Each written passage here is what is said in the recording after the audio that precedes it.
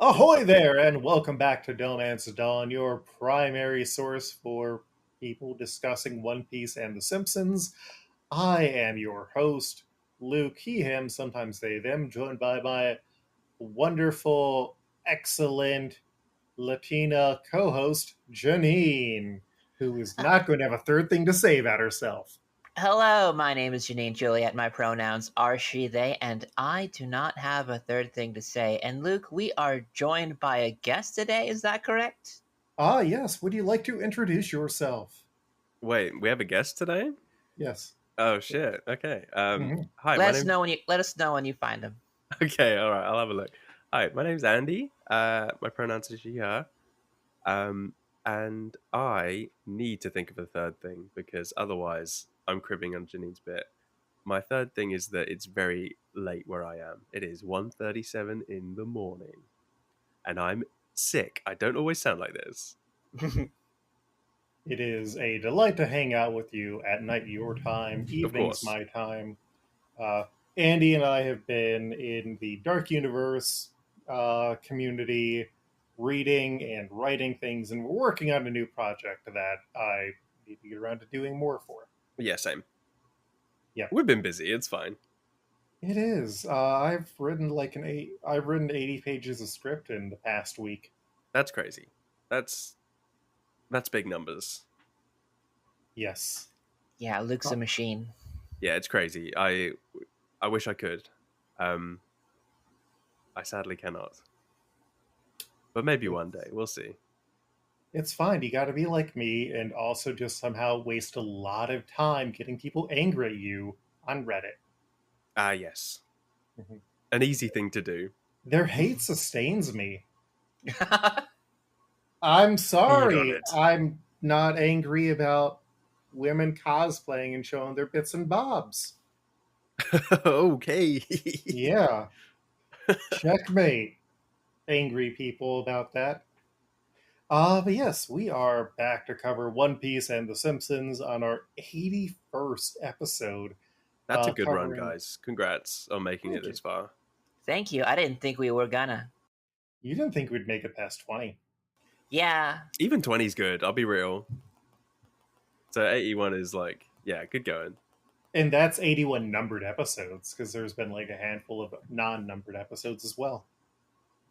Wow. Do you know how? Do you know a total off the top of your head? Bofa. Bofa. What's that, Luke? Bank of America. Finding analytics. So true. Yeah. Yeah. These episodes initially ran between March 20th and April 24th of the year 2011. Oh, I forgot to ask, Andie, what is your background with The Simpsons? Okay, so The Simpsons. Where where do I start? I guess I was sort of semi-regularly watching it. I remember when there's a TV network here called Sky, who also manufactures like the posh set-top boxes that a lot of like they're seen as sort of quite posh. Middle-class families will have a Skybox, and it's like a class symbol. If you don't have a Skybox, you are poor. Is this in America, in the land that loves freedom and eagles and hot dogs? A skybox is like what you have in a stadium, so you can look down on everyone and also shove hot dogs into your mouth and make out with an eagle. So is a skybox like a digital? Well, so machine? your equivalent, I think, would be a TiVo box. It's a bit out of vogue now because I think a lot of people stream stuff. I know I do. I don't use a traditional set-top box anymore, but my family still has Sky. Yes, so they also run a suite of TV channels. I'm getting somewhere with this. They licensed The Simpsons before later on when Disney bought Fox and it all went over to Disney Plus and stuff.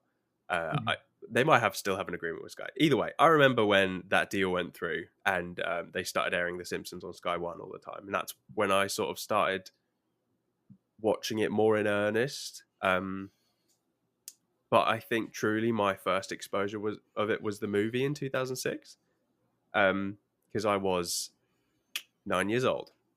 So I feel like that's a pretty good time to get into The Simpsons.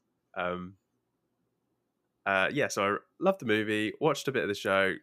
I can't say I was realistically still watching it around the time period that we're discussing today, because I didn't recognize any of the episodes we had to watch for this episode. So I would say I probably had like a couple years between sort of 26 and 2010 where I was sort of semi-regularly watching The Simpsons. I'm not as sicko about it like some people are. Not naming any names or pointing any fingers. But yeah, that's I kind of went on a rant there, but that's my background with The Simpsons. And what did you know about One Piece before coming into this? Right, what did I know about One Piece? So aside from things you pick up, because it's sort of a bit zeitgeisty at the moment, I would say, One Piece. So you pick up stuff from being online and memes, etc. Other than that, my cousin is into it. I think he's seen all of it. He might have fallen off at some point, but I remember like 10 or so years ago, he was trying to get me to take the plunge and get involved in One Piece. And I was like, brother, I guess there was like 700 at the time. There was like, brother, there are 700 episodes. I'm not getting into this. But he was like, oh, it's really cool. And I remember he explained some bit about like, there's a time skip at some point. Everyone goes away and they come back and they've all got big muscles and shit because they've been training so hard or something like that. That's the main bit I remember him explaining to me. We are almost there. Oh, we're not there yet. Oh shit. No. Okay, fair. Interesting. Spoiler alert. Sorry, listeners. Yeah. Other than that, obviously, I know about the. That was one thing I was going to mention. Because watching these episodes, they go to great lengths to try and get you up to speed, which I appreciated.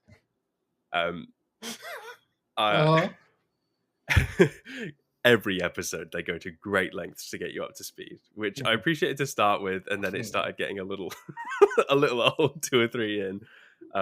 But I noticed that I just missed out on the Whitebeard, and I realize now, with the added context that I have, is that he's the guy who goes, "The One Piece is real" when he dies, and it's like, can we get much higher?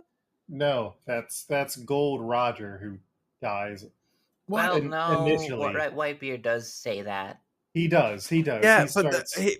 the image of him with the hole through his chest when he's like dying. That's the clip they use in the meme, and then they go to the clip of the still of Chopper crying. You know this meme, right? No, Janine, come on. You guys, seriously? I really have not. Well, I purposely kept myself from seeing a lot of One Piece memes because, like, so much of them are spoiler territory, and That's a lot fair. of this podcast is like me seeing it for the first time. Okay, all right, that's fair. I'm sorry for ruining the time skip for you. I thought that was way in the past. I thought I would have fully missed that by now. I'm so sorry. No, there are still things that are inescapable. So, but yeah, well, I feel like this won't spoil you now. It was a huge thing like a couple years ago. It says the One Piece is real, and then it's to a Kanye West song. And it was so big, I think Kanye himself referenced it at the height of its popularity. But yeah, that was the one we just missed. That was like the end of the last arc, I guess, from the explanation the episode gave me. Sorry, I went on another long rant about One Piece. I didn't realize I'd be so chatty tonight. You're supposed to talk in great. so cool, you're doing cool. great. And I appreciate that you are aware of it. But no, we brought you on because I really enjoy hanging out with you, Andy. And Uh-huh. I wanted to expose you to this weird show, Yeah, and I weird it think is. everyone else was busy who I had asked. And it's like, nope, Andy's willing to do this. I'm the dependable Yes. bottom of the barrel. Let's go, baby. All right. Um, yeah. Okay, So take it away. Bofa D's nuts. These episodes initially Oh, ran between March 20th and April 24th of the year 2011. This would have been, I think I was just finally getting ready to graduate college. Yeah, this would have been, I had quit working at the comic shop and was trying to do freelance web design, and the apartment that I lived in was starting to get incredibly hot. And so I just drank like 6 big gulps of ice water every night while watching Mad Men on DVD. oh hell yeah. Hmm. And at this point in my life, I was getting really into smoking cigars. Cigars specifically. Yeah, I had a That's friend that quite worked at a cigar shop, so okay. yeah. Did you like graduate from regular cigarettes, or did you jump in at the deep end? I graduated, but I did a weird path where I started with cigarettes, and then I went to hookah, Oh, Hmm. okay. and then I went to cigarellos, then on to full cigars. Wait, what are cigarellos? I'm sorry, I've not heard this word before. Oh, they're just basically just like the size of cigarettes, but it's cigar tobacco. Right. Okay. That makes sense. Yeah, sure. Yes, I understand that. Not very convincing. Yeah, I understand that. I do get it. Do you? Do Yes. you understand freedom, hot dogs, I bald don't think I You could really eagles? don't have to. You I don't don't have think I to could understand. identify one if you showed me a picture like on a lineup. If you said point at the cigarello, I don't think I'd be able to do that, but I understand the theory that as you've laid it out and explained it to me. Yes, that's all you Mhm. really need. Okay, great. Yeah. We're not going to make you smoke one. Okay, good. We're going to make you smoke an entire pack, and then you're not going to want to smoke anymore, Andy. That would do it. That would do it. That doesn't sound fun at all. And you know what else isn't fun? A Midsummer's Night's Dream. Oh yeah, Uh-huh. did I say what I was doing at this time in my life? No. Oh, okay. I was 2 years out from graduating high school, which I guess, if we're comparing English and American school systems, Mhm. would mean that if I was in America, I would have graduated that year because. Oh wait, no, that's not true at all. No, it's the other way around. You do 2 more years in America because there's this thing called sixth form we have in England, which replaces the last 2 years of high school. So I was just halfway through high school, maybe a third if you're in America. Yes, I was. Let me do the maths. 14 at this time. I'd like to congratulate you for making us both feel old. I'm so Yeah, sorry. I was 21. Well, it's easy for me because I am older than Luke, and an amount of numbers that remains mysterious to everyone because I will never say. And it's But- not polite to ask a lady her age. But getting I wouldn't Luke dream of in it. it, but getting Luke in the crossfire, now that's new. Uh-huh. You can hear my old metal bones scraping. I'm not your youngest guest, surely. Am I? I think might you be. are. Oh my god. What an honor. The youth today aren't doing podcasts. I They're feel my all skin making getting smoother TikToks. by the minute. Great. Okay. Sorry, I cut you off. We were talking about The Simpsons. Yes. A Midsummer's Nice Dream. I keep mispronouncing the possessive S. Homer inadvertently causes Cheech and Chong to break up, so Homer goes to replace Chong as Chunk, so it's Cheech and Chunk. Yep. And Chong, meanwhile, hires Skinner as Teach. so it's Cheech and Chong, and he gets hired because he's less funny, Yeah. and Chong is trying to go for an avant-garde thing, which honestly, I think that would do numbers. Yeah, I think so too. Mhm. Like, out of the two shows, I think I would rather go and see Teach and Chong. Yeah, like give us something new instead of just having a white guy appropriate Latino culture. Mm. So Homer becomes disappointed as Cheech is less funny than he expected him to be outside of the act. Hmm. And then the B side is Lisa and Marge lose Santa's little helper in the crazy cat lady's house. They find out she's a hoarder, help her clean out, but then Marge becomes a hoarder since Homer is missing. So Lisa calls Homer back for help, and he gets a crazy cat lady to take her stuff back. And then somehow Homer also reunited Cheech and Chong. The ending is very rushed. Yeah, they tie it all up very quickly. Can I say something about this episode? This was Do you not know who Cheech and Chong are? I know who Cheech and Chong are. Thank you very much. Okay, I okay. don't know that much about their whole shtick, Uh-huh. but I am aware of them as a concept. One thing about this episode is that I made a note saying that the classic Simpsons structure that I know and love from before, where they start off doing something, which then leads into something, which then kicks off the main plot of the episode. Yeah. Was not present in this episode, and Mhm. this was a crazy episode to jump into as the first full Simpsons episode I've seen in many years, because I was like, oh, I guess they don't write them like that anymore. And it wasn't until the very end when they do the whole thing where they bring Bart in as Puck. I was like, oh yeah, shit. I remember the title of the episode. I was like, oh, it's a Midsummer's Night's Dream riff. And that is why the structure is weird. But I completely forgot that for most of it and thought it was just a regular Simpsons episode. I think the presence of Cheech and Chong threw me off. It seems like a bit of a curveball. Yeah, a weird pitch on paper. We're doing a Midsummer Night's Dream riff. Also, Cheech and Chong are here. But also, it's really just that Oberon bit at the end. It's not, or Puck bit at the end. It's not even really a analogy. I would love to see like Cheech and Chong in a Midsummer's Night's Dream. Yeah. That would be crazy. My main exposure to Cheech and Chong was they used to always play the movies on Comedy Central in like the afternoons.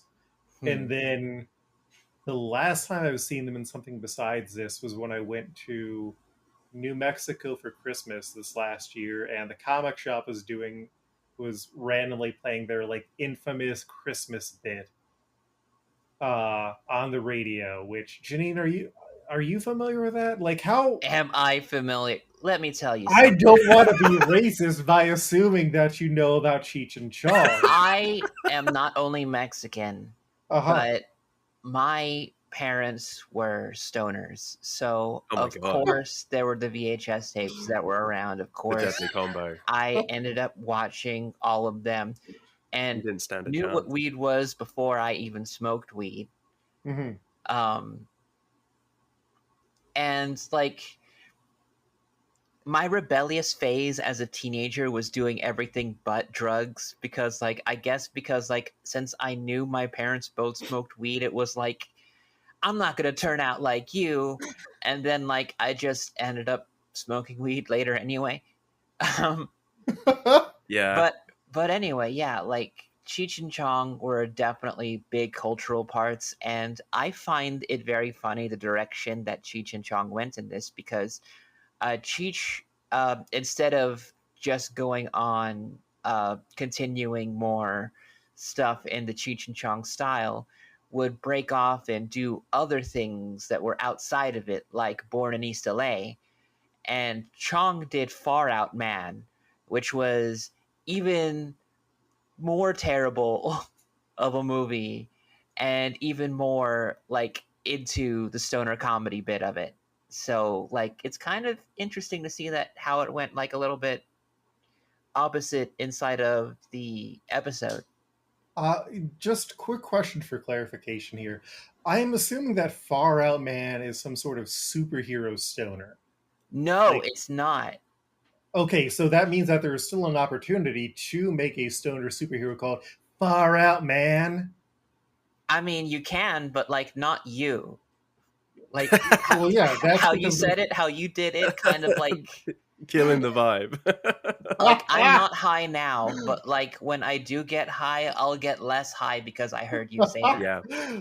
I'm an anti-drug. All that Dare musical that I did has just infused me with non-drug doing. Andie, have you heard the Dare musical song? The Dare music. Dare is in like the scheme. Uh, What do you it's mean by The don't scheme? like it was like a don't do drugs kids type of thing, Yeah, right? D. yeah. I won't do drugs. A won't Yeah. have an attitude. R. I will respect myself. E. I will educate you. Now I will dare. And then you combine that song with sixth grade students Oh no. doing Stomp. Stomp? Mhm. What? Yeah, that was my sixth grade musical. Oh my god, that is horrific. Thank you. Genuinely harrowing stuff. I'm so glad we were able to touch up on that for this episode. Yeah, wow. Mhm. Yeah, we didn't have Dare over here. Maybe obviously. Not a scheme that was operating over here. We had a thing called Frank, which is maybe a bit different. It was more like a charity. They had a big campaign. Talk to Frank. If you had questions about drugs, then you could talk to Frank. Frank stood for something, I think, but I can't remember what it stands for. Frank sounds like the guy you would go and talk to for like Yeah, that was get some the drugs. Yeah.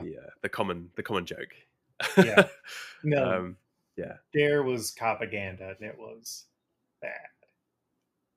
Yes. Yeah. I have heard. The second one is. Do we have anything else to say about? Oh yeah, this one? the one bit I wrote down. I only pointed out a single joke that made me laugh a lot. Mhm. And it was from this episode, and it's when the cat lady is they pay for her to go and see cats, which is Yes. in and of itself quite funny. But she's she's crying because she's so moved, and she's using one of her cats as a tissue, and then she discards that cat and pulls a second one out of the tissue box. Yeah. And that made me laugh a lot. That tickled me. Yeah, so much so that I thought I have to write this down because I want to say it on the podcast. Excellent bit. All right. The second episode is Love is a Many Strangled Thing, where Homer tickles Bart on the camera at a football game until he pisses himself. So Marge forces him to go into a fathering class taught by Dr. Xander, who is reasonably horrified when he finds out that Homer strangles Bart and starts putting Homer into one-on-one sessions with him and Kareem Abdul-Jabbar, who then just chokes Homer. Homer becomes unable to healthily respond to anything that Bart does. So Bart starts acting out even more, and Yep. Marge hires Dr. Xander, who went out of work, to help Homer and Bart build trust with each other.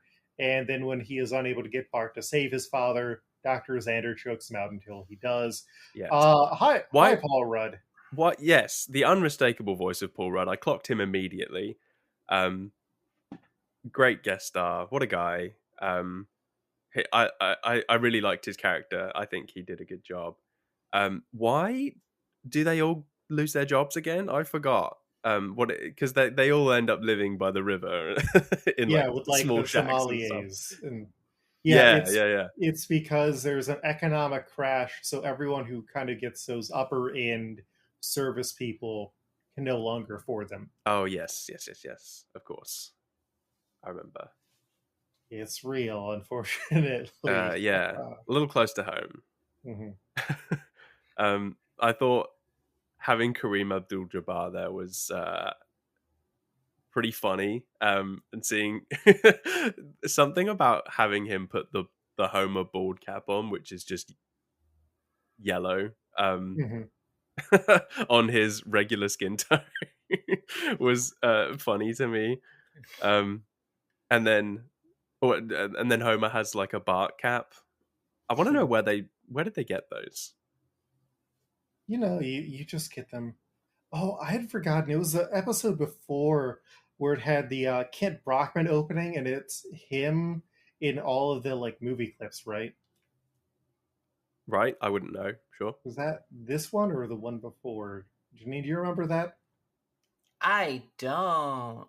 I Oh, didn't see that, so I I think think this it was was the before. first one because it would have been an entertainment clip. Uh, yeah, like it's just Kit Brockman reenacting all these famous movie scenes, like him as Scarlett O'Hara and Rhett Butler, or like him dancing with Mia Wallace in Pulp Fiction, or him doing the Godfather wake up scene, and then it's Oh, that's also funny. his head in. Uh, I'm pretty Oh sure wait, that no, was him. yeah, this is Yeah, that is yeah. in one of these. Yeah, Hmm. maybe that is this episode because I don't think it would have been in the Cheech and Chong one. It was in one of them. Yes. Um, yeah, I just remember that, and it's like, no, I wanted to call it out because we can use a whole bunch of Kent Brockman. Yes. Are Yeah, they in the list? The staggeringly big list. We'll get to that. We'll get to that. they are. They are.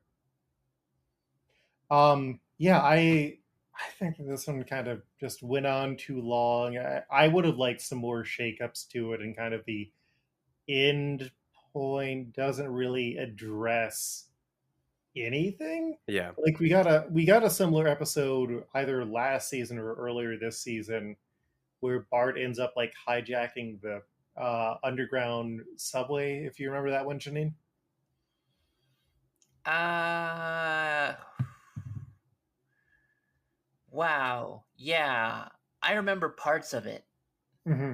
Just kind of the being unable to.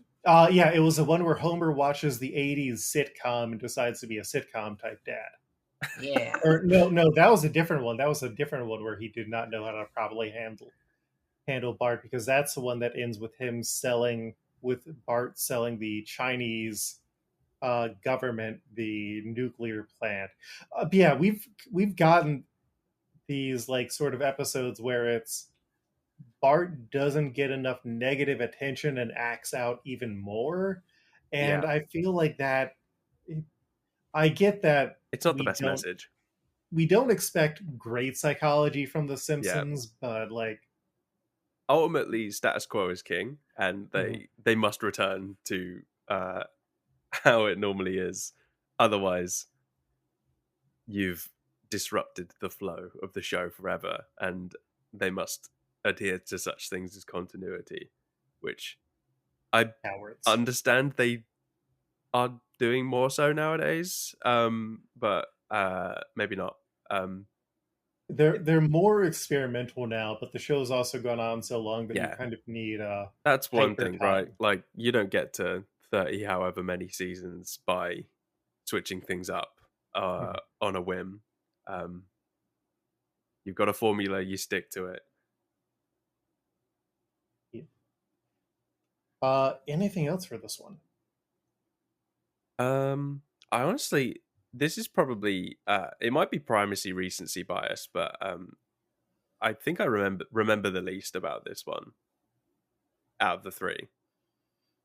Yeah, no, I think that's also kind of easy to say because there isn't a lot. Like the beginning does have that like a plot that kind of leads into the other plot by a long way around, because it's like, oh hey, let's go to this fancy football stadium. Oh, there's so Mm. many things here. Is Oh, we're this getting to the joke. is this the Yeah. one where they opened and they're at the they're picking peaches, or is that No, the that's the next one. okay? Well, we'll get to that then. Yeah, yeah. Yeah, no, nothing else to do with this then. Shouts out Paul Rudd. Shout out Paul Rudd. The last one is the Great Simcina, where while getting rid of Oh, I Peaches, should have seen that. Yeah, bet. Lisa ends up in a house of magic belonging to the Great Raimondo, a former magician. Lisa asks to be taught and quickly becomes an adept magician, and he decides to pass on his greatest trick. The Great Milk Can't Escape. She accidentally reveals the secret of the trick to the son of Craig Demon, a showy new magician. Raimondo is disappointed, but after Homer talks to him, Raimondo asks Lisa to help stop Craig Demon. They go to see him performing the trick, but it starts to go wrong. Lisa tries to save him, but she is stopped by other magicians whose tricks Craig Demon has also stolen. Raimondo appears to help Lisa. They take them down. He saves Craig Demon, and then he takes too much ether and hallucinates the ghost of his dead wife. Yes. It's I don't know. another I weird liked one. this one. I thought this was good fun. This was classic Simpsons, in my opinion. This is the show I remember, I would say. I think this one is the most standard for better and for worse. Like, it's a sort of story that we have seen before, but there's fun bits. I enjoy a mind freak mess around. Yeah. I will say, kind of crazy they got Fix It Felix in to do like a couple lines at the top of the episode, and then he does not come back for the rest of the episode. I mean, Jack McBrayer does come That's back his to do name. the Fuck, song I at always the forget end. his name. He's Fix It Felix. He's Kenneth the Page. He's Wander from Wander Over Yonder. He's the guy who doesn't know how to fuck and forgetting Sarah Marshall. Oh, that's right. Shit. Mhm. Good God. He's worn many hats. He has. Yeah, no, Jack McBrayer is great. I did not care for Wander Over Yonder, at least the first episode of it that I watched with my wife. It's I don't think I've heard of this show. Is it a show? yeah, It's a show. It was on the Disney Channel. It was created by Craig McCracken. And I watched all of it, and I think that it ended just when it should have, because if it kept on going, it would have gotten into too weird territory, and sometimes things are better canceled. That's fair. True of many I things. mean, sometimes they can come back without missing a beat, like that Phineas and Ferb reboot. I hear it's good. Mm-hmm. But we aren't here to talk about Disney. No. Well, technically, yeah. Simpsons everything is Disney. The mouse always wins. He does. Unless he is messing with Minnie, in which case he will get his comeuppance. Yes, but that's all arranged ahead of time. Mm-hmm. It's a Dom sub thing. There's safe words in it. Yeah. It's really just some being perverted freaks on screen. Yeah, they shouldn't really do it around kids, to be honest. Kind of fucked up. Anyway. No mouse at Pride. Okay, wait. What else about this episode of The Simpsons? I did like just the mess of different fucking magicians that show up. Oh yes, I wanted to mention this. Yeah. It's always a pleasure seeing Penn and Teller and anything. And having Teller talk more than Penn is always a delight. That's so funny to me. Yeah.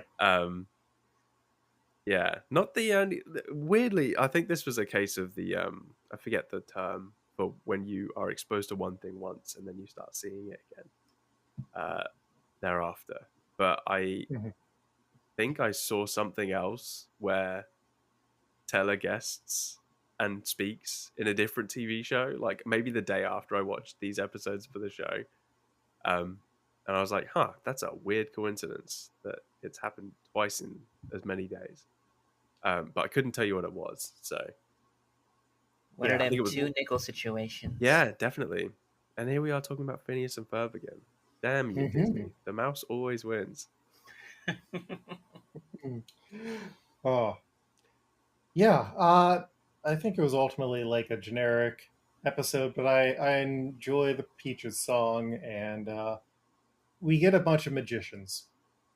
That's true. Who else shows up? It's Penn and Teller. It's Ricky Jay, who I don't know. He's a card magician. Sure. Oh yeah, and he does some card stuff in the episode, doesn't he? Yeah. Okay. David Copperfield.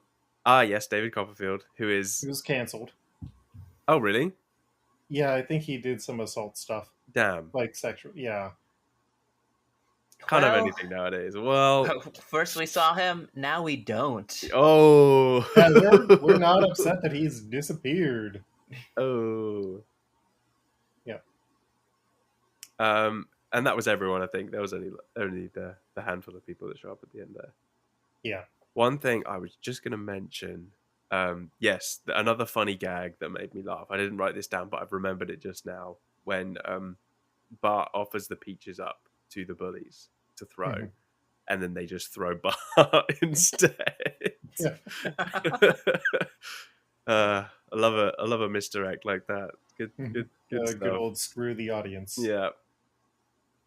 All right. Well, new characters that we can now use include Tommy Chong, Cheech Marin, Craig Demon, Ali Rudy Valley, Bro and Flo, the Lone Ranger, Gargoyle Head Burns, Homer Jackson 5, Aromatherapists, the Denver Bronco, a Pants Rattlesnake that I'm not sure why I wrote Pants Rattlesnake, but I did. Yeah, I was gonna say, for the radio audience, the list is a lot bigger than Luke is making it seem right now.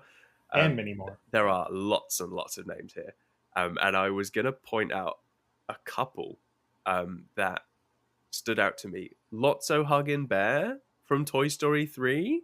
Yeah. Where does he show up? I don't remember him at all. It is a background role.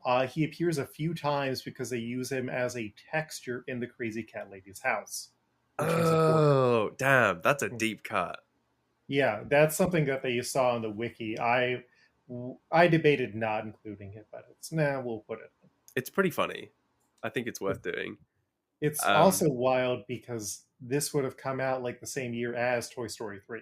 That was 2010, so it would have been a year after. Oh, right. Close enough, though. Yeah. Fro and Flo, who are those?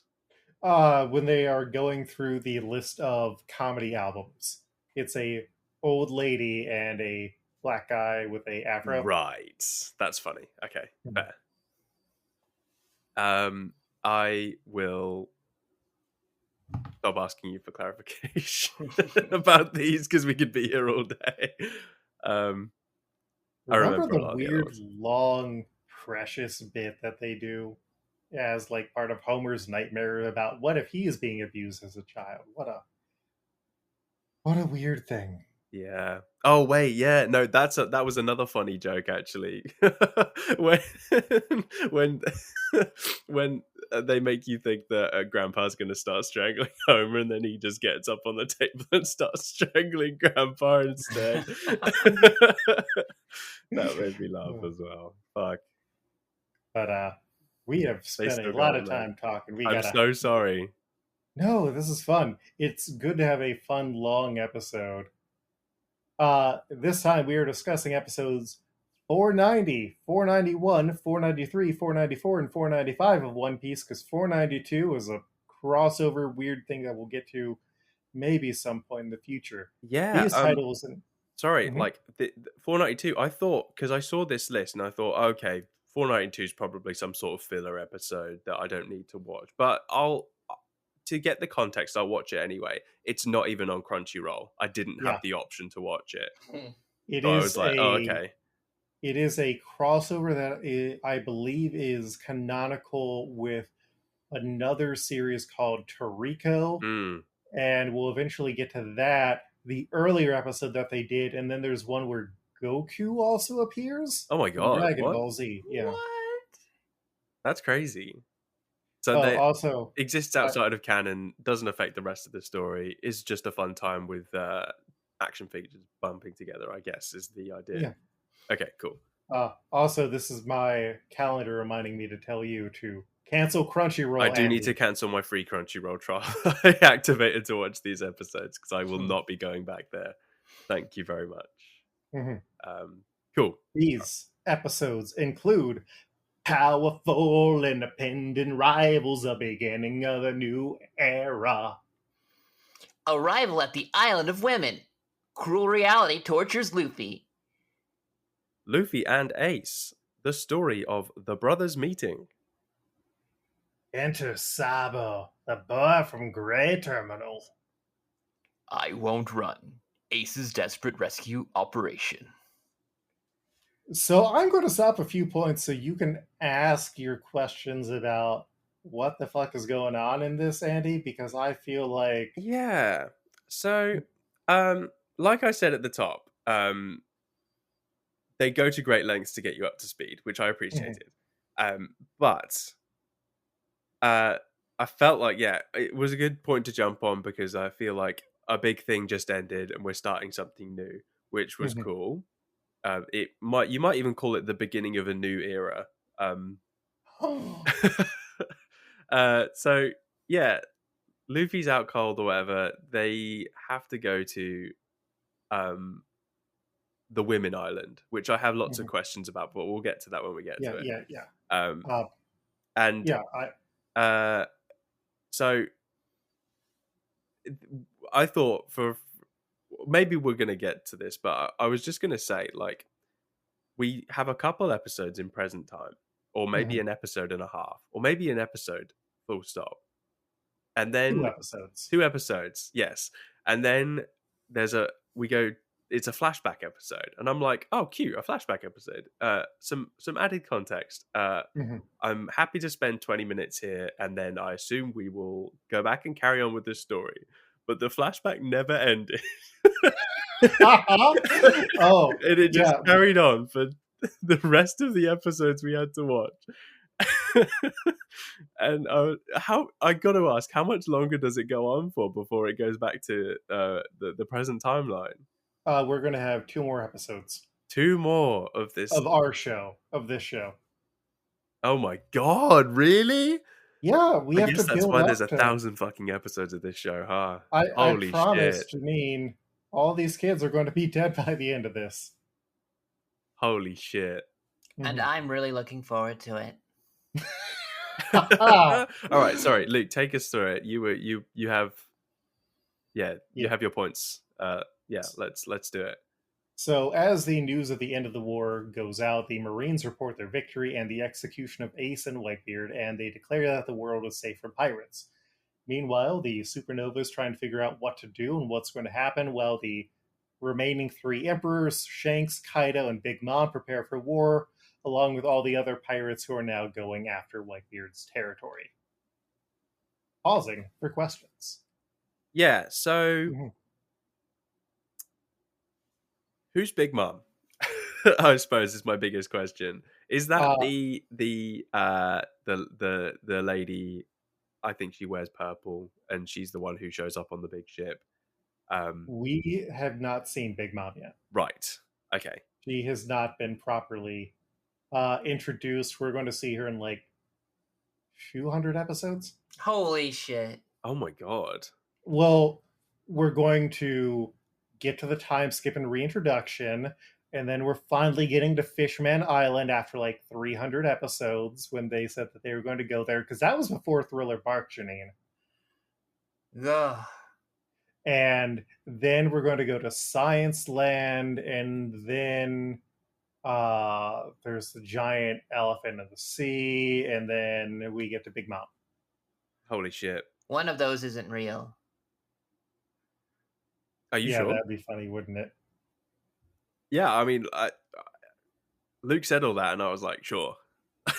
Like, nothing about that strikes me as out of step with what I've seen of the show so far. Yeah, you got into like weird aftermath. Yeah. Certainly did. Yeah. So Magellan, the warden of Impel Down, holds himself accountable for the escapes that happened, and we also find out that Blackbeard forced the prisoners on level 6 to fight to the death and only took the survivors with him. And even worse, the world government has ordered that the news of the escape is going to be kept quiet, which will definitely not cause any problems. Yeah, definitely. We find out that Don Quixote do Flamingo, one of the warlords, gets a group of pacifistas to go after Gecko Moria for failing the government. I gotta be real, a lot of these proper nouns are washing over me right now. I don't remember who Don Quixote do Flamingo is. I don't know who the pacifistas are, and I don't know what Gecko Moria is. would like to specify for the crowd that I did actually watch these episodes. Oh no, Um, that's fair. I Like still the don't first understand. 10 minutes. Doflamingo is the guy who people like to say, "Oh, hey, yeah, he looks like Ken from the Barbie movie." I wish this helped. Hmm. I wish this helped. It doesn't. They Nothing is were coming only to there mind. for like a second, and I Okay, don't even know why he did that because technically everyone failed the government. Oh yeah, but Moria also lied about having gotten rid of Luffy, and he got defeated by Luffy. Ah, So if he had done his job and killed Luffy, then none of this would have a happened. lot of these people have been doing murder, but the thing that they're pissed off about is lying. Okay. Uh-huh. Because they're lying to the wrong people, Janine. You can lie to your neighbor, but if you lie to the government or rich people or the rich people who make up the government, that's what the problem is. And that's those are the people that I love lying to the most. Yes, I so true, know. bestie. Meanwhile, Law's submarine finally surfaces and he meets with Bella Hancock, another warlord who stole a marine ship, unaware that Ivankov and the new Kamba went on board because she wants to check in with Luffy. Law lets her know that he's done what he could to stabilize Luffy, and Jinbei, another former warlord and fishman, is worried about what's going to happen with Luffy when he wakes up. Yes, I remember this. Mhm.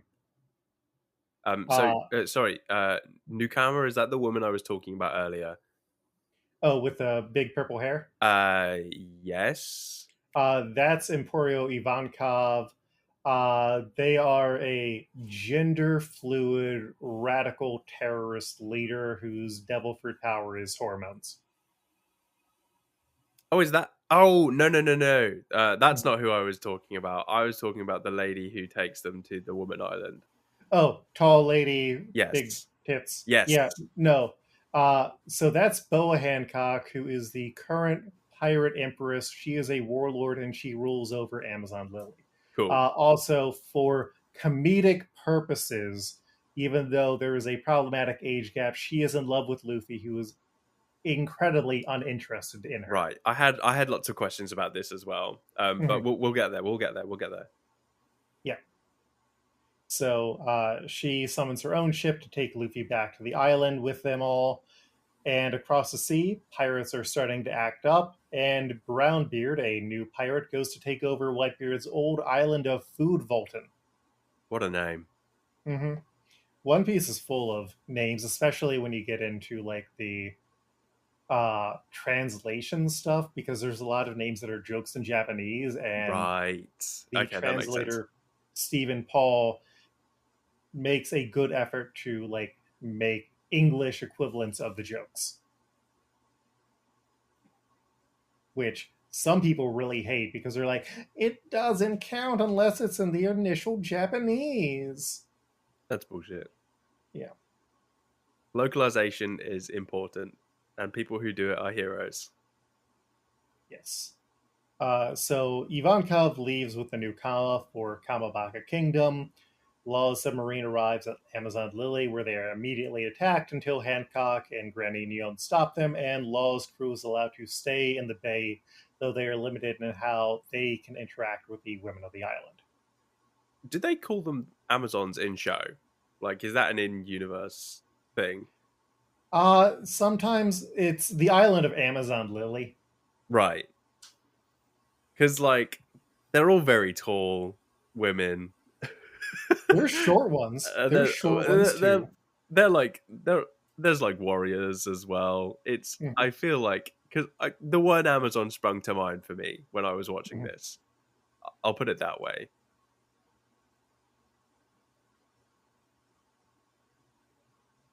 Sorry, I'm trying to find the right. There we go. That took way too long to find that. It's okay. You can cut it down. Mm-hmm. Yeah. No, it's the proverbial island of all women.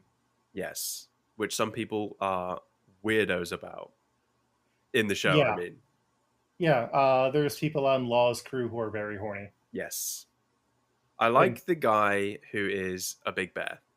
That's Beppo. I found him very fun. Beppo is a treasure. Beppo is amazing.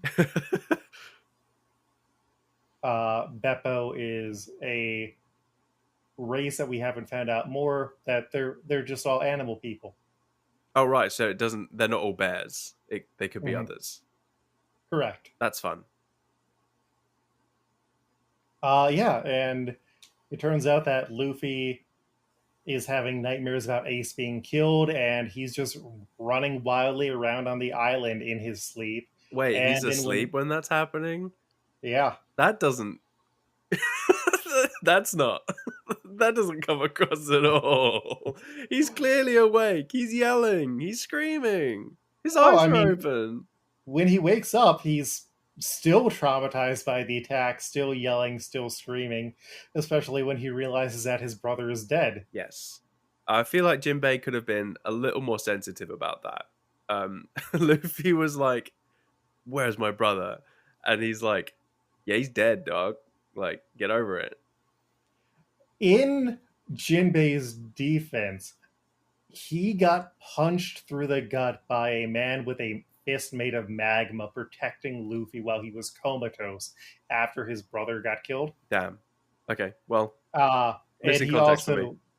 he also went to jail in secret prison because he refused to serve the government by turning on Ace. So, like, Yeah, lots I don't understand about the preceding events, but too much to get into tonight, I feel. yeah, all you need to know is that the government tried to assassinate Luffy because he punched a divine citizen, and they tried to kill him. He barely escaped. The entire crew split up, and he found his brother was going to get executed and launched a massive plan to try and save him. Got him out, and then his brother got killed in front of him. Yikes. You say that's all you need to know, but then you kind of like say a lot of information. Yeah. I'm a stinker. What happens next? Ain't I a stinker? So that's when we get into the flashback 10 years ago. Yes. In the Goa Kingdom, where Garp, Luffy's grandpa, took him to Edgetown, where he left Luffy with Curly Dadan, who was already looking after Ace. And Garp's like, hey, you're going to look after this kid as well, or I'm going to throw you into prison. Yeah, so, like, do we... Wait, have we met any of these people before? Have we had flashbacks before this? This is the second time we've seen Curly Dadan. Okay. We saw her kind of responding to the news and Garp talking to her when he dropped off Ace. But we didn't So really have he more dropped details. off Ace originally as well. Yep, because What's Ace the is the deal son here? of Gold Roger. Why doesn't this guy want to look after these kids?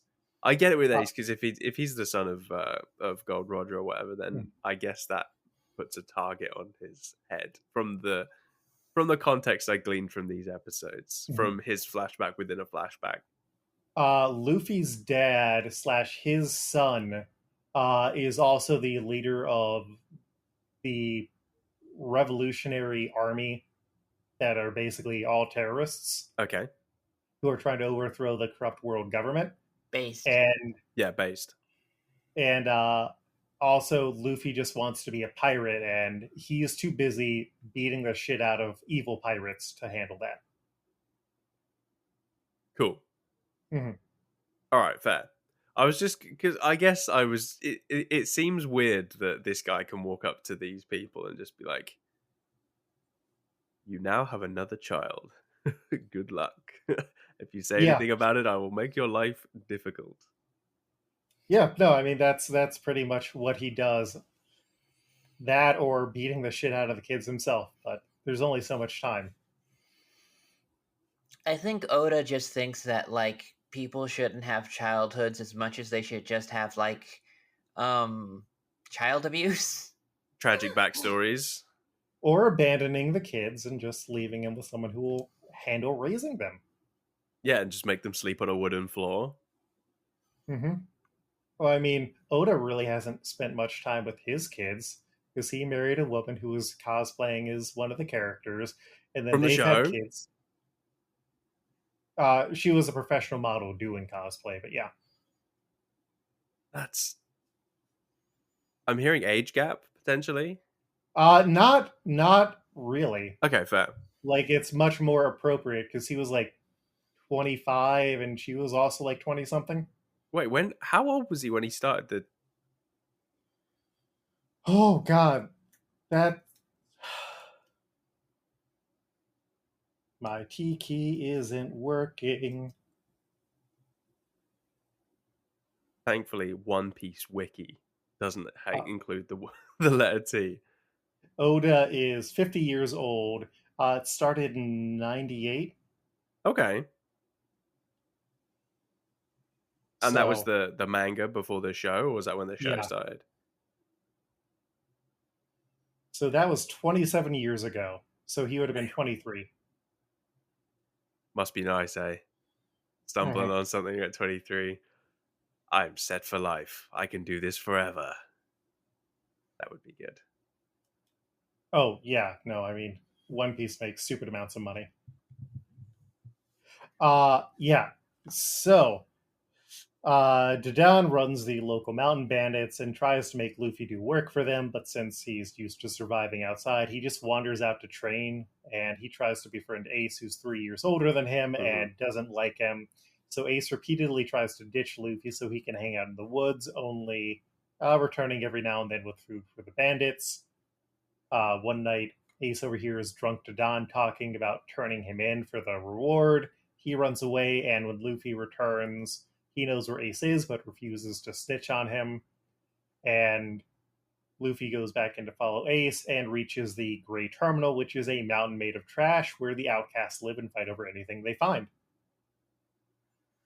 Yeah, I thought some of the stuff with Luffy running after Ace, I thought all that was kind of cute, to be honest. Mm-hmm. I didn't. I Okay, fair. honestly, I wouldn't call it ditching Luffy as much as I would think of it as attempted murder. Yeah, I mean, true. It was a bit heightened, but especially when He's he made of rubber. kicks him Ace off the doesn't bridge. know that. He just thinks he's just like a little kid that's 7 years old and Yes. like ready to die. Yeah. Why were you in the valley, Luffy? And then he doesn't rat him out. So Yeah. it's got, Yeah. So Luffy finds Ace with his friend Sabo, another boy his age, and it turns out that the two of them have been stealing money to buy a pirate ship, and they hide their own treasure. Luffy finds out they consider killing him, which scares Luffy. Yeah. Which draws the attention of Porchamy, who is a member of the Blue Gem Pirates who Ace stole money from. Yes. And I understand that he didn't realize who he was stealing the money from when he did it. Mhm. And had he known, he might not have. Yeah. Okay, cool. So Luffy gets captured immediately. They try and find out where the treasure is. He lies. Porchamy tries to beat him with a hammer, which doesn't work. But yeah, we this do was get like crazy. a lot of was crazy. Yeah, we have to find the right way to torture this child. So he uses spiked The gloves. size difference alone was crazy. He strings him up, and he's like the size of a football compared to this huge pirate, and he just starts wailing on him like a piñata for multiple hours. And somehow Luffy, I mean, I suppose he's made of rubber, so he's fine. But he doesn't seem that fine. No, I mean, he gets the shit kicked out of him while Sabo and Ace move their treasure around, and then they hear that the pirates are still looking for them and that Luffy hasn't snitched. And so they go in, free Luffy, defeat Porchamy, and then Blue Jam, who's suspicious of where his money is, shows up and kills Porchamy for getting his ass beaten by kids, which is fully executes this guy as well, like point blank with a pistol. I know they cut away for the gunshot, but I thought that was still kind of wild. For the kids. Yeah. So Luffy is still upset. He just wants to spend time with Ace because he doesn't want to be alone, and Ace is able to empathize with that. Sabo is worried that Blue Jam is going to come after them, so they all head back to Dadan's base to sleep. Sabo in the morning stands up to Dadan, insults her, and then kind of wins her over, and they just continue doing their shit. warning to Don that, oh, they fucked with Blue Gem now. And when they get back to the Great Terminal, they find out that they have bounties, and the news of their story has reached the capital of Goa Kingdom.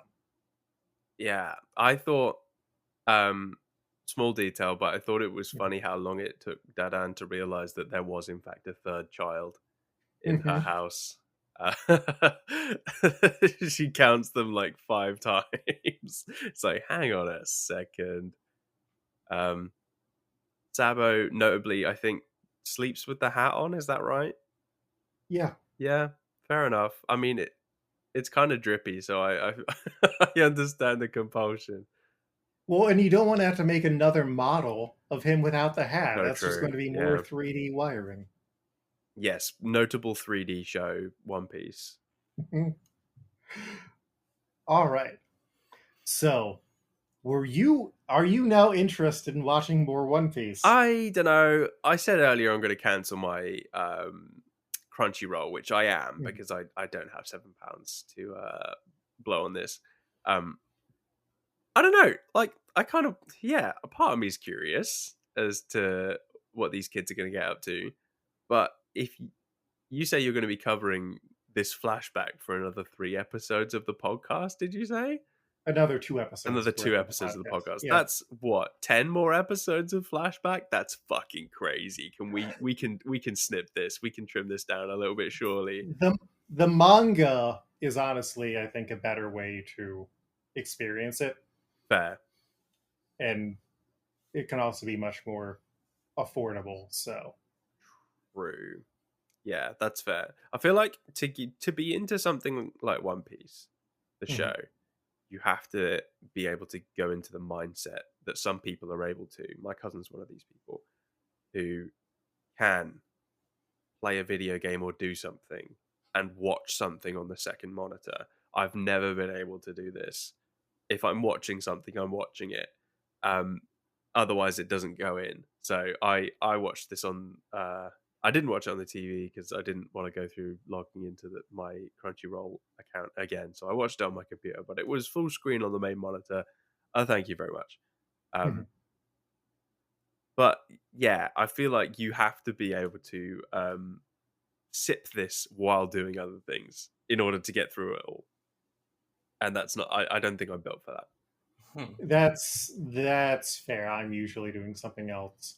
Well, watching One Piece, I'm either taking notes or playing video games. Sometimes I'm playing One Piece video games while watching One Piece. That is almost too much One Piece. That's like you might overdose. I know. All right. Well, we have 7 characters to match, and we've been going quite a while. So let us get into it. I am sending a link in Discord to my image picks guide. Up first, we got Brownbeard. Oh my god, this pictures, thank fuck for this. Oh my god, I was so worried. I saw the document, there was the names of people, and I was like, who are these people? Live pointers. You can see my mouse, is that true? Google Drive thing? Yeah. Well, I can see that you're looking at it. Oh, so you can't see my mouse moving around on the screen? No. Okay, fair. Only if you select something. So up first we have Chadros Higalies, also known as Brownbeard. His American name is Broundros Beardriguez. Fuck off. Surely not. You're lying. No, that's his official translated one more time? Name. Broundros Beardriguez. That's so stupid, dude. Just say his nickname is Brownbeard. Okay, but Cha and Hige means brown and beard, so it's literally the same. All right. Yeah. Fair enough. It's great. I hate it. I hate it as well. So I have 3 picks. My Rodrigo pick, which is the suggestion from episodes that we just watched, is Ricky J. My throwback is Charles Heathbar, the worst character played by Ricky Gervais. Wait, worse real? than Ricky. Yeah, in The Simpsons. Yeah, he plays a guy who's getting cucked by his wife. Oh wait, And yeah, goes this on a guy. roast watch He show. looks like Ricky Gervais. I'm with you. Uh-huh. Yeah. Yeah. And his whole Ricky shtick is Gervais. just Ricky Gervais. Of course it is. Mhm. He can't do like he doesn't lose himself to roles. He is Ricky Gervais, and he does Ricky Gervais wherever he goes. And then John Swartzwelder, famous Simpsons writer. Janine, who do you have? Well, for my Rodrigo style, I have Kareem Abdul-Jabbar. And for my throwback, I have an imaginary man from When You Dish Upon a Star, who tells Homer in his side of Homer's imagination that it doesn't matter who he is because he's saying exactly what Homer wants to hear. Fair enough. Interesting. Andie, who do you have? Yeah, so I only have tentative thoughts for this, and I was only plucking from your list of new Simpsons characters because I think if I broadened the scope any further beyond that, I would struggle to narrow it down. So I actually also thought of Kareem Abdul-Jabbar specifically when he's wearing the Homer cap, because he's a menacing presence. I can amend mine so that it's also Homer Cap Kareem Abdul-Jabbar. Well, the last thing that we have is Pere, pere, pere, pere, pere. listener Reverse Eye Patch suggested the Amish man who says, "'Tis a mighty fine, but 'tis no pool." From that episode. Yeah, I feel like the two of y'all going in on Kareem Abdul-Jabbar as Homer makes it a win. Okay, great. I contributed. Yes, you got a point on the board, Andie. Oh my god, great. I Wait, know. are we was I being graded this whole time?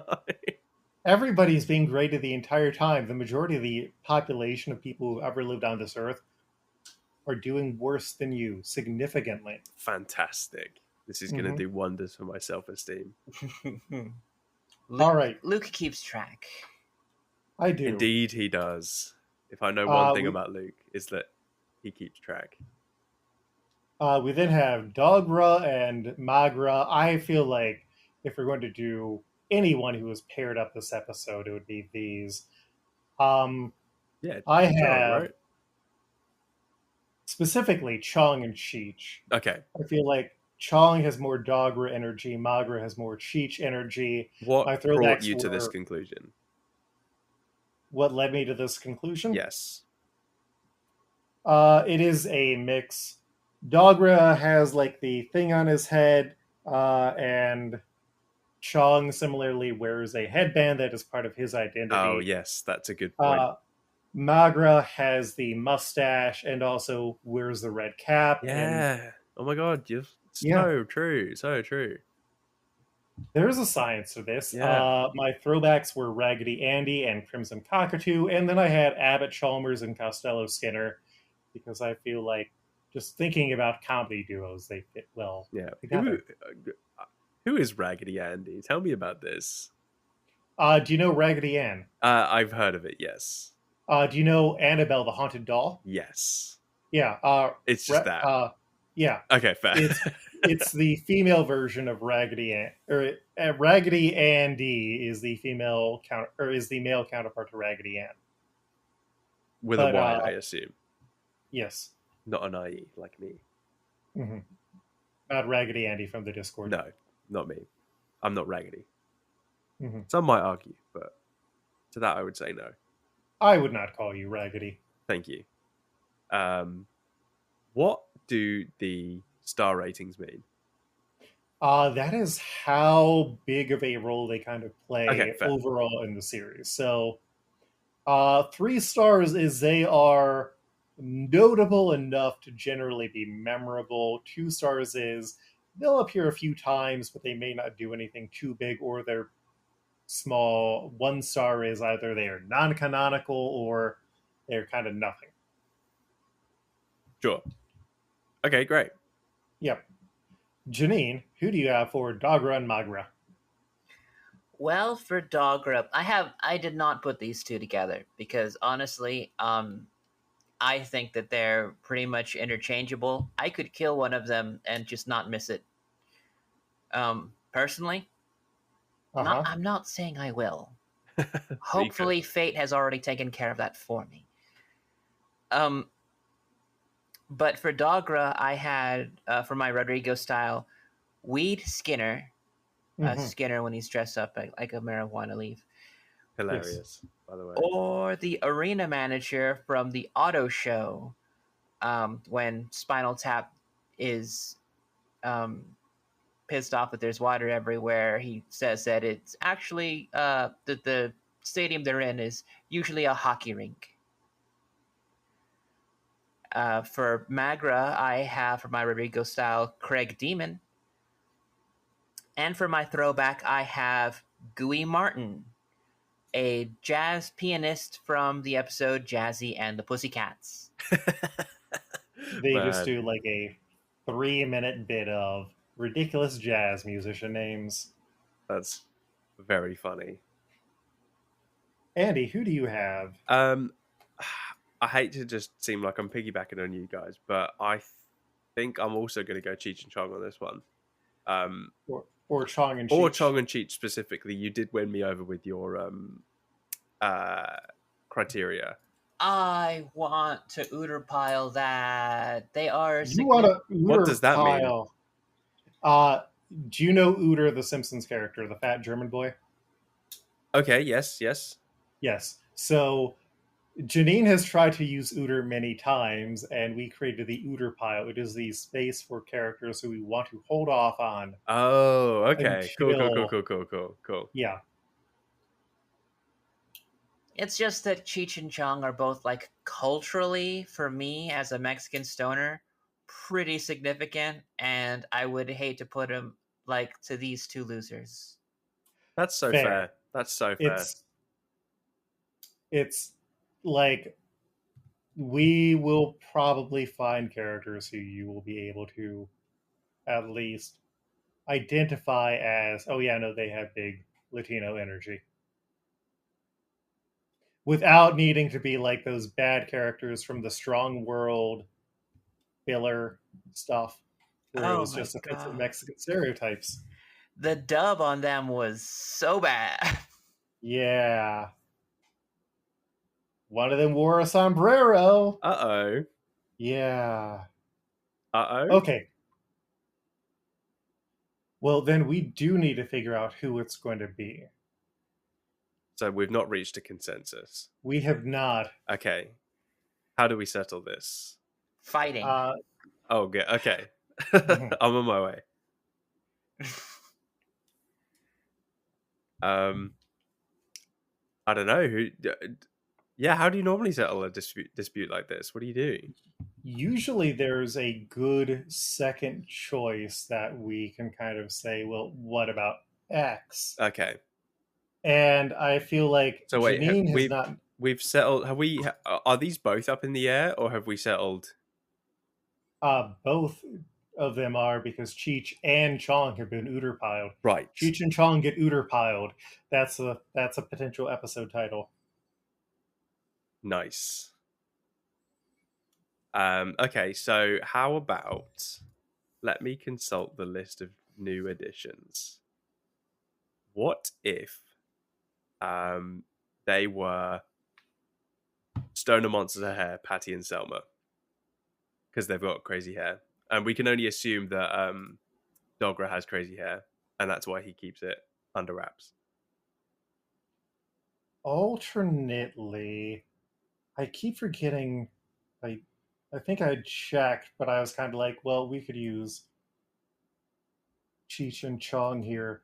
You know, they weren't brand new to this episode, but we could use Penn and Teller here. Oh my god, yes! Let's get Penn and Janine? Teller in here.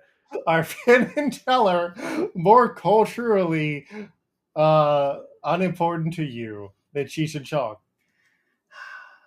If I had to choose between both of them, I would choose Cheech and Chong over Penn and Teller. Oh my god. Okay. Oh. Who did you have Weed Skinner down for, Janine? I'd weed Skinner down for Dogra. Okay, I like that because I think Weed Skinner's funny and I want him on the board. So I'm happy to move my vote over to him if that Okay. settles Dogra. If I can add something that will be very stupid and also very funny, Yes. what if it's Weed Skinner and Costello Skinner? We're ruining two pairs at the Skinners. same time. Because two Skinners would be very bad at handling a Bart and That is Roy. funny. That's true. Yeah, that's true. All right, so Oh yeah, I forgot to ask. So Luffy's Bart, right? Is he just Bart, or is he like a specific Bart? he's Stretch Dude Bart from the Treehouse of Horror, where he gets stretch powers. That makes a lot of sense. Yeah, we have not actually used Bart Simpson. Really? Mm-hmm. Wow. Okay. All right. Up next, we have Pochi, who is a dog, Shiba Inu, I believe. Looks like it. Some kind of dog. Yeah. Some kind of dog, Dog? I think. You know, it's a 2-star dog. One thing about Pochi that I found very funny is that it's clearly just a human man going "Arr, arr, arr, arr, arr." And it's there's no dog noises here. That is just a man making dog noises. All right. Janine, who do you have for Pochi? Well, for my Rodrigo style, I have Lotso Huggin Bear. And for my throwback, I have the dog that is wrestling Homer for a haunch of ham from Homer Goes to College.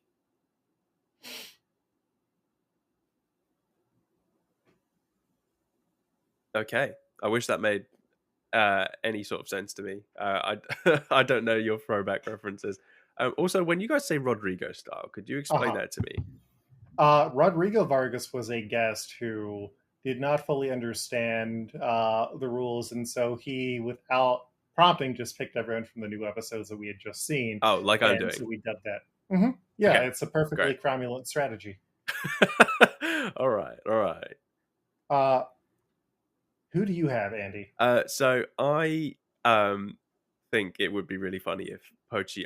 I don't know if this is even on the eligible characters list, but I think it would be really funny if Pochi was the cat that the cat lady discards after using as a tissue when she's going to see cats. I mean, that there are no wrong ideas unless a character has already been used. So I sincerely doubt. We have crossed gender lines here in our castings. There's nothing in the rule book saying that we can't cross species lines with particular ones either. We've crossed species lines. You've specifically said, hey, no, we're going to enter something that is not this in this role. That sounds like something that I would brilliantly say. Yeah, I think I said something like, you win a dog contest by bringing in a dog, and you said, well, sometimes you win it by bringing in something else. That's really true. So true. My Rodrigo is Homer / Chunk as a dog when he's in that dog costume. That's so good, actually, because Pochi, as we've established, is just a man doing dog noises. So I think that's a very, very salient pick. Also, I'd like to call out that to find a picture of this, because for whatever reason, A Midsummer's Nice Dream was not popular enough to have images on the Wiki Simpsons, I had to find a TikTok recap so no you can fucking see way. Vincenzo's screen name. Oh, that's over what that is. Mm-hmm. Oh, okay. Yeah, because you can't just take a screen cap from Disney Plus because the DRM will get you. And I just watched it on my Apple TV. Yes, I also did this. My throwback was Sea Captain Dog, because I think that the Sea Captain as a dog has a similar vibe. And then also the famous dog that has a puppy tail that Homer notices after, that man is my complete identical double. These are some like deep cuts you guys are pulling out. I don't know. I'm very impressed. That's the sad game that we play. Like bringing you on an episode that has new Simpsons episodes for you to pick from is the nice way of playing this. We brought Devin, my former co-host and a person who loves The Simpsons more than I do, on for the shows where it's like, oh, hey, yeah, here's 30 characters. We have no Simpsons new episodes to compare them to. Oh no! Wait, Yeah. 30 One Piece characters Yes. in one episode. Yes. Oh my Yeah, god! Luke is crazy like that sometimes.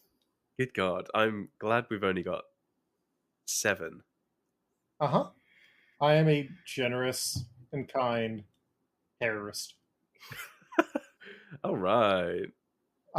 J-Town, where are you thinking? I have.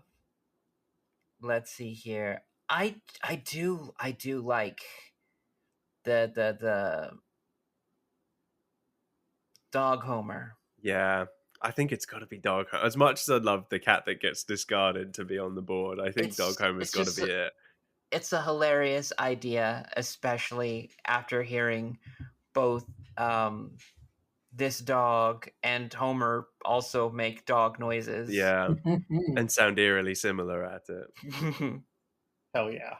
All right. We then have Sabo, a 5-star character. Let's start this off with Pere, pere, pere, pere, pere. our listener suggestions. Chris Dobbins, who has done the cover for this episode, suggested Lester of Lester and Eliza, the unsettlingly Bart-like character who helps Krusty. Ooh. That one welder guy suggested Jeremy Jailbird. Reverse Eye Patch suggested 100% pure American cut Bartholomew J. Simpson, original Bart. I was going to say original Bart as well. And Mike P. suggested Wendell, who's the very pale kid who always gets sick. Andy, who do you have? Yeah, I was going to try and pull out a controversial one and say, why don't we just get original Bart up in this? Why don't we get him on the board? Mm-hmm. But interesting. Something else tells me that there must be a reason you're holding on to him this long. Oh, I think it's more we just haven't had the right character for Sure. Bart. I mean, this one is a pretty good candidate. He's got 5 stars. Mm-hmm. And he's quite a miscreant. Yeah. No, only thing is Bart doesn't have a fetching hat and steampunk goggles. But I feel like that is things that can be overlooked. Janine, who do you have? For my Rodrigo style, I have Weed Puck Bart. Oh, fuck, that's good. That is good, actually. And for my throwback, Philip J. Fry. Was there like a crossover with Futurama? Is that Philip J. Fry appears inside of a couch gag? Makes sense. Where all the Simpsons come out of pneumatic tubes, and this Philip J. Fry does have yellow skin. Interesting. I was gonna say, are couch gags fair game? Yes. They so are. Rick and Morty have been they assigned have already? not appeared yet. This is 2011. We are still free. Yes. Mhm. But they will be fair game when that day comes, however many years from now. Because that was Yes. Also, a while later. Pink Skin Philip J. Fry will eventually become available. Bender is currently available. Madness. Mm-hmm. All right. My Rodrigo pick is Yule Freestone, played by Jack McBrayer. Because I feel like Sabo could easily be singing a song about peaches. My throwback was Donnie from the Departed. The Departed. As a similar miscreant, seeming orphan who is doing crimes. And then Chuck Berger, who famously gets in trouble for singing My Ding-a-ling. Along with many other things. You've got a picture here of the kid who tricks Lisa into giving away the magic trick. Is that right? Am I recognizing him right? No. Nope. Okay, I'm remembering that completely wrong then. Top left is... Who is that? Played by Topher Grace. Oh, that's funny. Yeah, it kind of looks like him. that's... Mm-hmm. Great radio. Sorry, folks. Describing things that I'm looking at with my eyes. Yeah, Sabo's going to be really big because he's going to die. As you've said, I wasn't Mhm. quite sure whether you were joking or not, but that seemed No. quite real that time. He's going to get fucking shot with a cannon and killed. As a kid? Yeah, Oh my god. child murder. It's real. R.I.P. to a real one. In 2 more episodes, yeah. Yeah, I mean, I feel like maybe not Bart then, if he's gonna get. I assumed 5 stars. Oh, this kid's sticking around, you know. Oh no, it's sometimes it's the influence that they have. Like there are some earlier characters who are in for like 1 or 2 episodes, but the way that they help to define a character Right. goes on. Okay. And so the loss of Sabo builds to the loss of Ace. So on and Years so later. forth. Right. I'm with you. So I mean, we could use classic Bart here. And the reason why we haven't had a Bart this entire time was because he died in the past. Uh-huh. That's funny. That's good, actually. Do we want to go full Bart? I think we're all agreed here, aren't we? Are we gonna put regular Bart Simpson on the board? Are we going to kill Bart Simpson, the one Yeah. thing that Sideshow Bob has failed to do for years? No, there's a Treehouse of Horror where he kills Bart a bunch of times. Those are non-canonical, and you know it. You're What is non-canonical. Truly. But yeah. Andie and Reverse Eye Patch got that point. Hell yeah. All right. We then have Porchemy. He's big. He's got a lot of little hair. Who do you have for Porchemy, Andy? Oh, me? I was gonna say Paul Rudd, Dr. Xander for this, because I am playing Rodrigo style as we've established, and I think that he, as well as being a character I enjoy, because it's Paul Rudd and he's got a good voice. This guy is accomplice to punching children and or abusing them into some way, and also ends up being quite ineffectual and being owned, which also happens to Dr. Xander. That is very unfortunately true. Honestly, yeah, like both of them. Don't both of them string up characters? Yeah, they do actually. I wasn't even thinking about that, but I am actually 100% correct, and I'm going to pretend I did actually think about that. They do both string up children. Andy, could you say child pinata? Child pinata? Well, I feel like you put the emphasis on pinata on the way that I do. Pinata. That's how. I think I've gotten into. You're making me think about it too much. Yeah. You said pinata a different way earlier. Yeah, I did say it earlier. Okay. Yeah. My Rodrigo pick was the "Marry Me, Son," where there's a bit where it's like there's a sign flying in the air, and then part of it gets cut off, and so it's a dad and his son. The dad thinks that it's his son asking him to marry him, and he's like, "No." My throwback is Pigman Wiggum, because blue hair, kind of pig energy, and then Couch Gag Burglar #1. Oh, look at that guy go! He's stealing the couch. Yeah, it's very much a throwback because this is a retro character. Janine, who do you have for Porchemy? Well, for my Rodrigo style, I have the Detroit Lion. And for my throwback, I have the Star of Nightboat. The Knight Rider-like talking boat.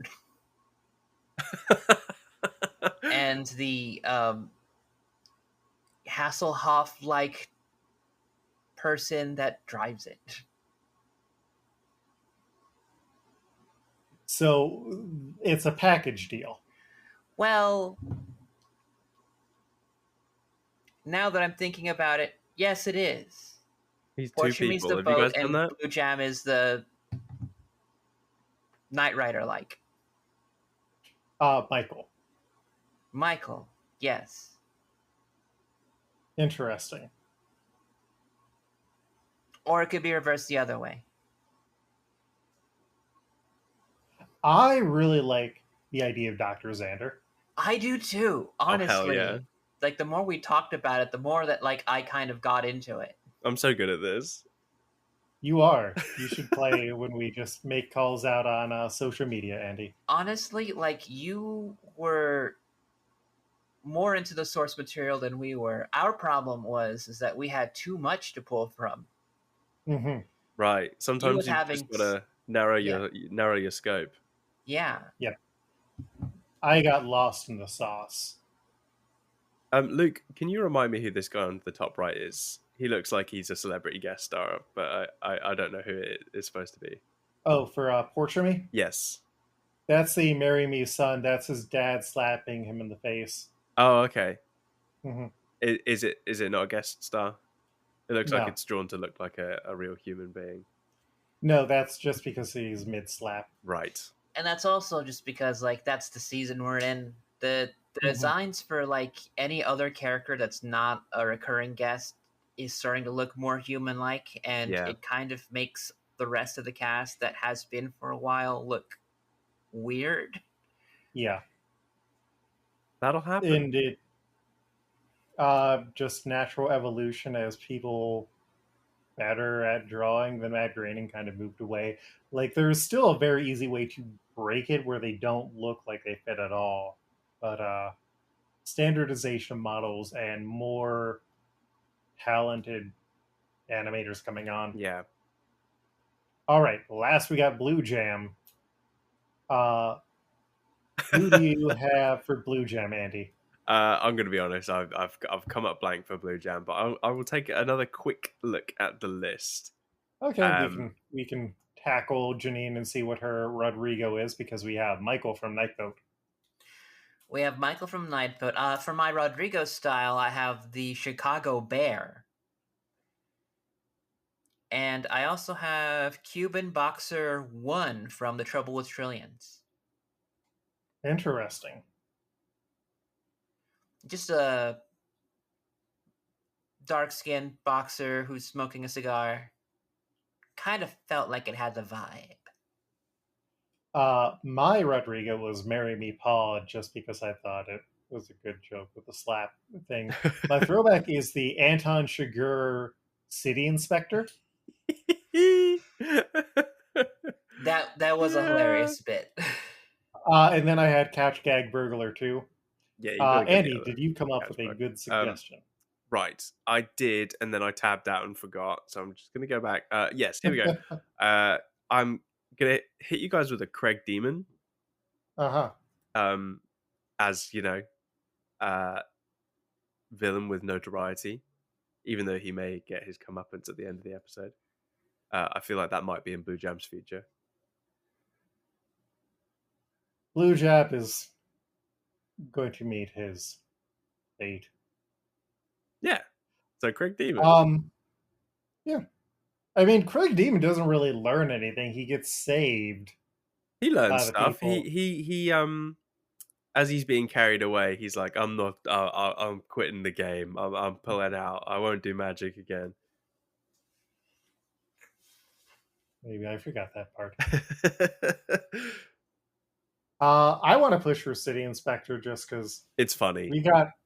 It is funny. The Anton Chigurh bit was solid. Yeah.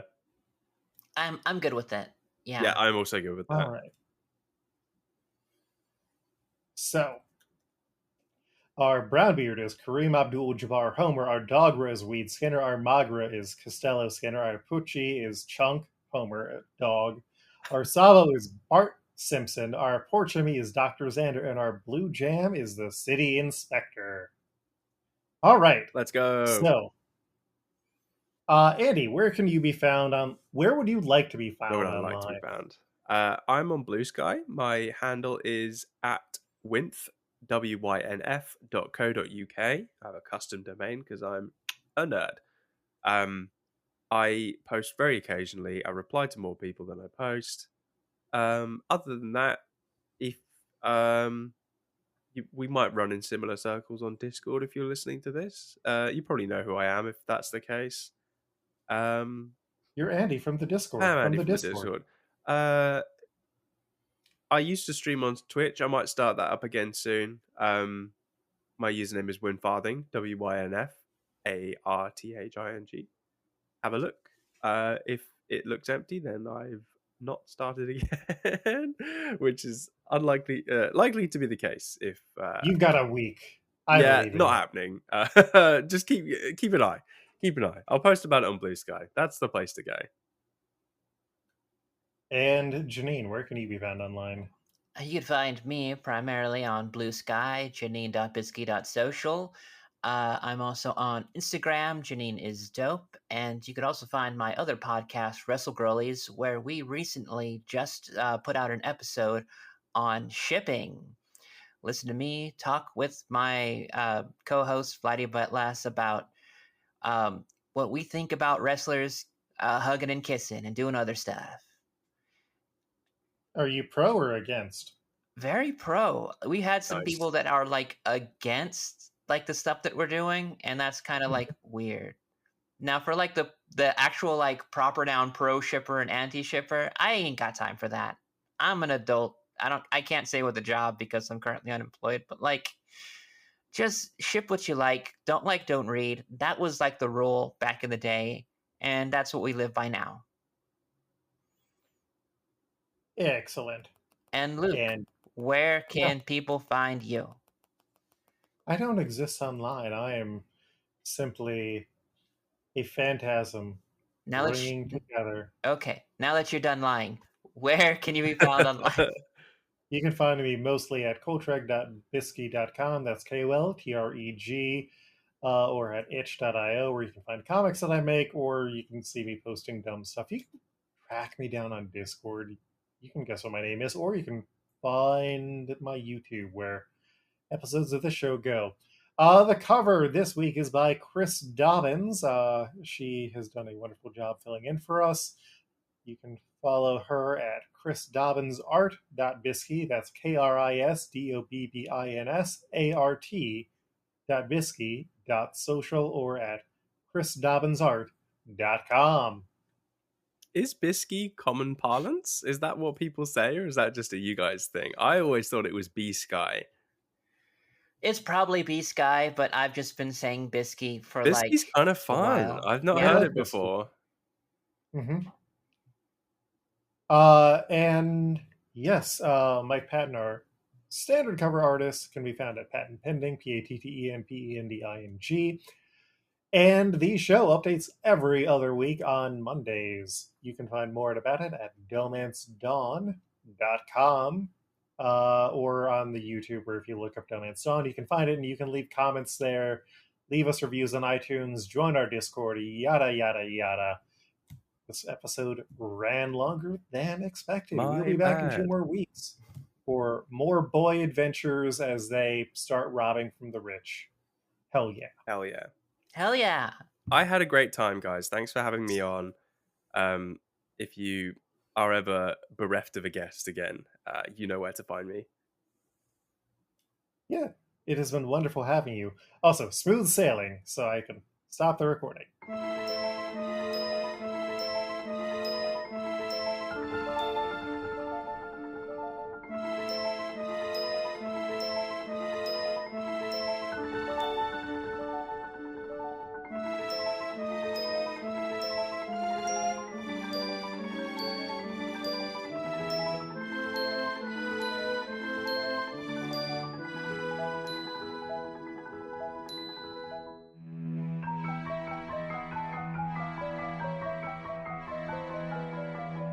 Pinata, pinata, pinata, pinata.